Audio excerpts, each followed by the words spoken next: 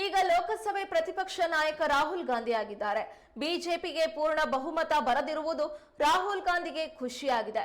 ಹಿಂದೂ ಸಮಾಜ ಹಿಂಸಾ ಕೃತ್ಯಕ್ಕೆ ಇಳಿದಿದೆ ಎನ್ನುವ ಹೇಳಿಕೆ ನೀಡಿದ್ದಾರೆ ಎಂದು ಮಾಜಿ ಸಚಿವ ಕೆಎಸ್ ಈಶ್ವರಪ್ಪ ಹೇಳಿದ್ದಾರೆ. ಶಿವಮೊಗ್ಗದಲ್ಲಿ ಮಾಧ್ಯಮ ಪ್ರತಿನಿಧಿಗಳ ಜೊತೆ ಮಾತನಾಡಿದ ಅವರು, ಇಡೀ ಪ್ರಪಂಚದ ಹಿಂದೂಗಳಿಗೆ ನೋವು ಮಾಡುವ ರೀತಿಯಲ್ಲಿ ಹೇಳಿಕೆ ನೀಡಿದ್ದಾರೆ. ಅಪರೂಪಕ್ಕೊಮ್ಮೆ ಈ ದೇಶದಲ್ಲಿ ವಿರೋಧ ಪಕ್ಷದ ನಾಯಕರಾಗಿದ್ದಾರೆ. ರಾಹುಲ್ ಗಾಂಧಿ ವಿರೋಧ ಪಕ್ಷದ ನಾಯಕ ಸ್ಥಾನಕ್ಕೆ ಗೌರವ ಬರುವ ರೀತಿ ನಡೆದುಕೊಳ್ಬೇಕು, ಇಲ್ಲದಿದ್ದರೆ ಇಡೀ ಹಿಂದೂ ಸಮಾಜ ಕಾಂಗ್ರೆಸ್ ವಿರುದ್ಧ ತಿರುಗಿ ಬೀಳಲಿದೆ ಎಂದು ಈಶ್ವರಪ್ಪ ಎಚ್ಚರಿಕೆ ನೀಡಿದರು.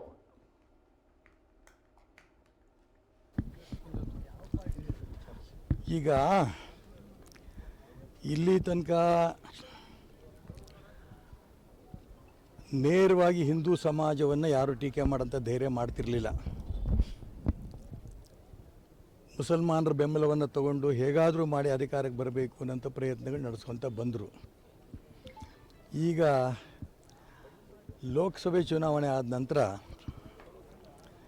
ಭಾರತೀಯ ಜನತಾ ಪಾರ್ಟಿಗೆ ಸ್ವತಂತ್ರವಾಗಿ ಪೂರ್ಣ ಬಹುಮತ ಬಂದಿಲ್ಲ ಅನ್ನೋದೊಂದೇ ಕಾಂಗ್ರೆಸ್ನವರಿಗೆ, ವಿಶೇಷವಾಗಿ ರಾಹುಲ್ ಗಾಂಧಿಯವರಿಗೆ ಬಹಳ ಸಂತೋಷ ಆಗಿದೆ. ಹಾಗಾಗಿ ಹಿಂದೂ ಸಮಾಜ ಹಿಂಸಾಕೃತ್ಯದಲ್ಲಿ ಇಳಿದುಬಿಟ್ಟಿದೆ ಅನ್ನೋಂಥ ಒಂದು ಹೇಳಿಕೆ ಕೊಟ್ಟು ಇಡೀ ಪ್ರಪಂಚದ ಹಿಂದೂಗಳಿಗೆ ನೋವನ್ನು ಆಗೋ ರೀತಿಯಲ್ಲಿ ಹೇಳಿಕೆ ಕೊಟ್ಟಿದ್ದಾರೆ. ಅಪರೂಪಕ್ಕೊಮ್ಮೆ ಲೋಕಸಭೆಯಲ್ಲಿ ಈ ದೇಶದ ವಿರೋಧ ಪಕ್ಷದ ನಾಯಕರಾಗಿರೋದು ನಮಗೆಲ್ರಿಗೂ ಸಂತೋಷ. ಅವರು ವಿರೋಧ ಪಕ್ಷದಲ್ಲೇ ಇರಲಿ, ವಿರೋಧ ಪಕ್ಷದ ನಾಯಕರಾಗೇ ಇರಲಿ ಕೊನೆ ತನಕನೂ, ನಾನು ಅದನ್ನೇನು ಬೇಡ ಅನ್ನಲ್ಲ. ಆದರೆ ವಿರೋಧ ಪಕ್ಷದ ನಾಯಕ ಸ್ಥಾನವನ್ನು ಕೂಡ ಅದಕ್ಕೆ ಗೌರವ ಬರೋ ರೀತಿಯಲ್ಲಿ ಅವ್ರು ನಡ್ಕೋಬೇಕು ಅನ್ನೋಂಥ ಒಂದು ನಾನು ಪ್ರಾರ್ಥನೆ ಮಾಡ್ತೇನೆ. ಇಲ್ಲ ಅಂತಂದರೆ ಇಡೀ ಹಿಂದೂ ಸಮಾಜ ಕೇವಲ ರಾಹುಲ್ ಗಾಂಧಿ ಮೇಲೆಲ್ಲ ಪೂರ್ಣ ಕಾಂಗ್ರೆಸ್ಸಿನ ವಿರುದ್ಧವೇ ತಿರುಗಿ ಬೀಳುತ್ತೆ ಅನ್ನೋಂಥ ಎಚ್ಚರಿಕೆ ಕೂಡ ನಾನು ಈ ಸಂದರ್ಭ ಕೊಡೋಕ್ಕೆ ಇಷ್ಟಪಡ್ತೀನಿ. ಸರ್, ವಾಲ್ಮೀಕಿ ನಿಗಮದ ಹಗರಣದಲ್ಲಿ ಸಚಿವ ನಾಗೇಂದ್ರ ಅವರಿಗೆ ಹಣ ಕೊಟ್ಟಿದ್ದೀವಿ ಅಂತ ಆರೋಪಿನೇ ಹೇಳಿಕೆ ಕೊಟ್ಟಿದ್ದಾರೆ. ಆಮೇಲೆ ನಿಗಮದ ಅಧ್ಯಕ್ಷ ಇದುವರೆಗೂ ನಾಯಕ ಕೂಡ ಮಾಡ್ತಾರೆ.